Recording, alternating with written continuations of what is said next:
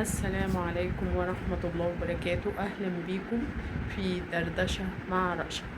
قناتي بتكلم فيها عن كل ما يخص الأسرة المصرية والبيت المصري. هنتكلم في مواضيع كتيرة. أنا حابة أتكلم معاكم في استخدام الموبايل للأطفال وأولادنا عموما. الموبايل على قد ما هو مفيد في التواصل، ومفيد في ان احنا بنعرف اخبار الدنيا حوالينا وبنعرف اخبار العالم بيه، بس ليه اضرار كتيرة على اطفالنا. فاحنا طبعا احنا عارفين كويس جدا ان الموبايل من اضراره ان هو بيأثر على البصر، بيأثر على خلايا المخ والاعصاب. فاحنا محتاجين ان احنا نقلل شوية استخدام أولادنا للموبايلات. أنا شفت أطفال عندهم 3 سنين و4 سنين، الأطفال ديت بتمسك الموبايل تقعد تلعب عليه وتتفرج على كرتون، كل دوت على الموبايل. طيب احنا ليه عملنا في اطفالنا كده؟ يعني ما احنا كنا زمان متعودين دايما ان احنا اطفالنا بنفرجهم على التلفزيون، بنعودهم على قنوات كرتون او قنوات للاطفال من سن صغير. واول ما الطفل ما بالظبط كده بيبدا ان هو خلاص بقى سنه بيبدا يكبر شويه وخلاص بقى مش عايز يتفرج كتير على قناه كرتون او كده، بنبدا ان احنا نبدل الحاجات ديت بحاجات تانية. فاحنا محتاجين ان احنا نرجع للموضوع دوت تاني. طيب هتقولي لي انا دلوقتي ابني او بنتي متعود ان هو بيمسك الموبايل بالثلاث ساعات في اليوم وممكن اكتر من كده. هقولك احنا نبدأ معاه واحدة واحدة، نبدأ معاه واحدة واحدة. مفيش حاجة اسمها مستحيلة، لا. انت على حسب ما هتعلمي طفلك وعلى حسب ما انت هتوجهيه للصح. اولا احنا هنقلل الساعات من غير ما نحسسه، يعني كل مرة هنقلل ساعة، كل مرة هنقلل ساعة. طيب هتقولي لي ايه البدايل؟ هقولك البدايل ان انت هتجيبي ألعاب، تجيبي ألعاب لأطفالك، تجيبي ألعاب لبنتك أو ألعاب لابنك.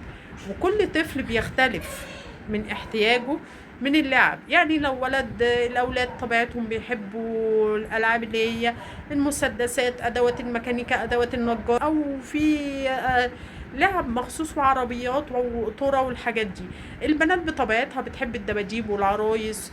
وفي كمان موضوع الرسم والتلوين. وعندنا كمان موضوع الصلصال.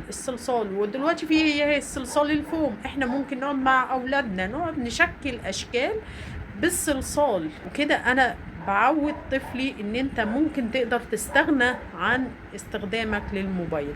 بالطريقه دي انت بتبداي تقللي معاه.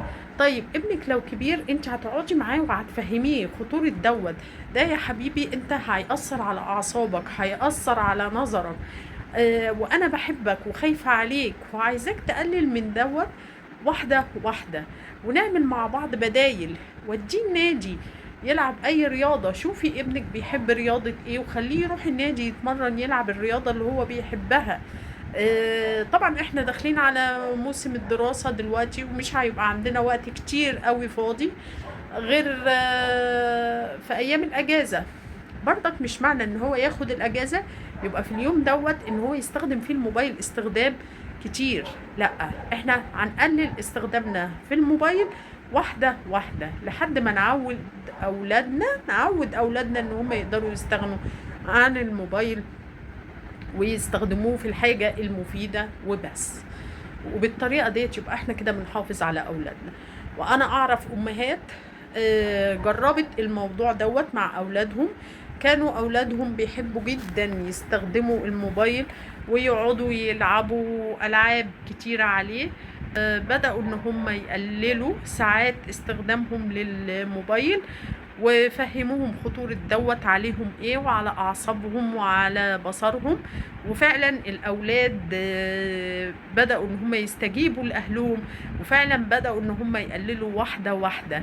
وفعلا والله العظيم يعني من ساعة ما أولادهم ما بطلوا يستخدموا الموبايل بالشكل الكتير اللي كانوا بيستخدموه، تركيزهم زاد، انتباههم زاد، ما بقاش فيه تشتت. يعني كان ممكن تقول له مثلا روح هات لي حاجة الفلانية، يروح يجيب لك حاجة تانية.